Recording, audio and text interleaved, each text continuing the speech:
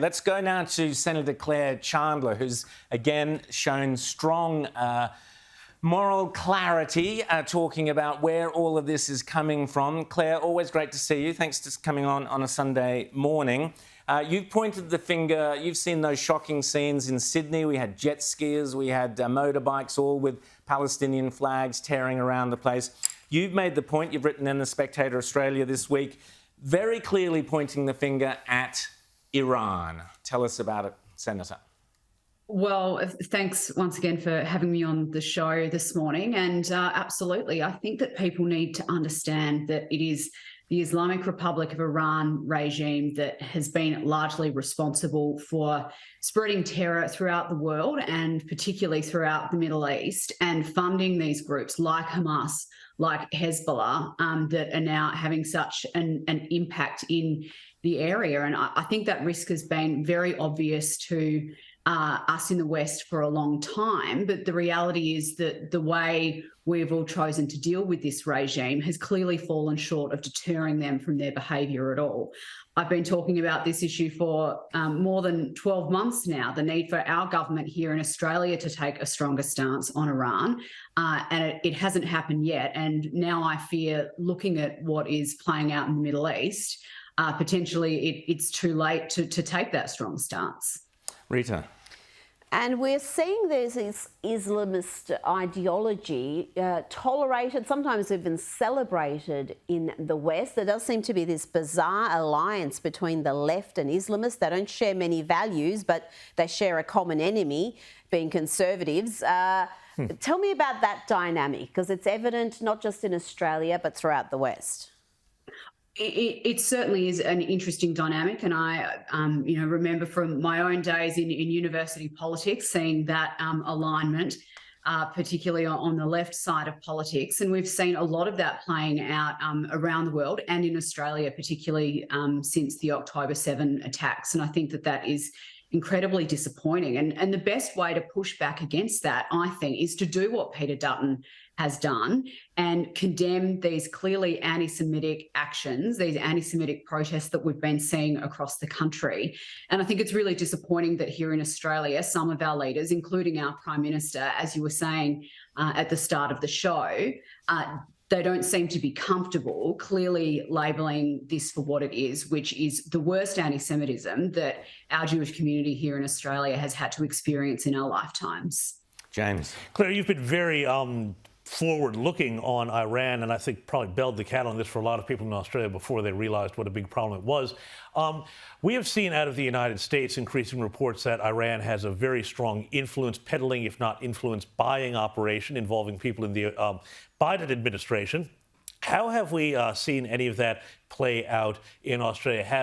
Has Iran been trying to affect Australian diplomacy as well as part of the shift that started bizarrely under Barack Obama to reorientate the centers of power in the Middle East towards Tehran? Well, we certainly know that the IRI regime has been engaging in foreign interference in this country. The Home Affairs Minister, Claire O'Neill, was very clear about that at the start of the year when she talked about an example of foreign interference in a speech that she gave at the ANU.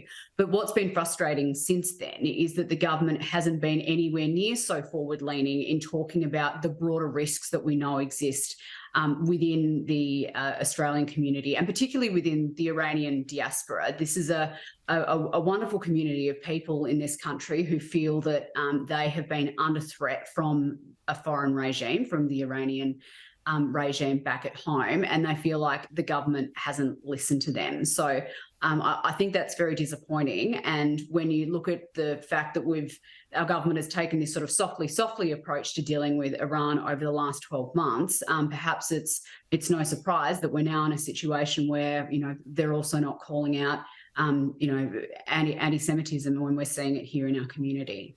But it's worse than that, Claire, because as you point out in your article, a lot of this has got to do with money. The Iranians spend, $100 million a year, which they give to the Palestinians. But wait for it, so do we. Not that amount, but we give an awful lot of money, thanks to Penny Wong. We've increased the amount of money we're handing to Gaza, to Hamas, supposedly for humanitarian aid. The reality is that Hamas controls every single cent, every penny that goes in and out of Gaza. So therefore, we are literally directly handing our taxpayer dollars, hundreds, millions of dollars, directly to Hamas via UNRWA and all the rest of it. They're the hands that it will end up in, whether it's aid or anything else. What can we do? This amount of money going into UNRWA was increased by Penny Wong. What do you say to that?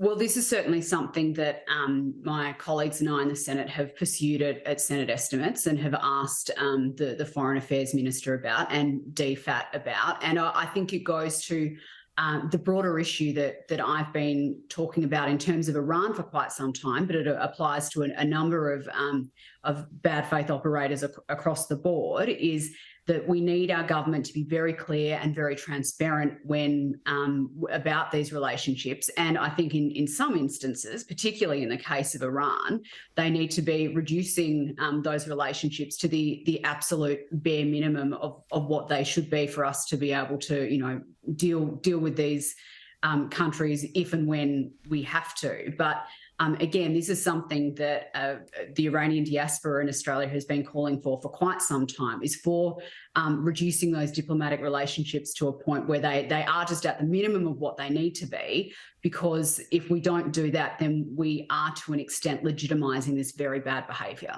And Claire, just quickly, Q&A tomorrow. The ABC have got Francesca Albanese, no relationship to our own Prime Minister. She works for the UN. She'll be on Q&A tomorrow. She's basically saying, Israel's got to stop having a war with Gaza and let's have peace, beautiful kumbaya between Hamas and Israel. Alex Rivkin, friend of this show, who's come out and made the very strong comment that, maybe Francesca Albanese wouldn't be making such comments had her family been murdered, butchered, raped, mutilated, dismembered, etc. by Hamas.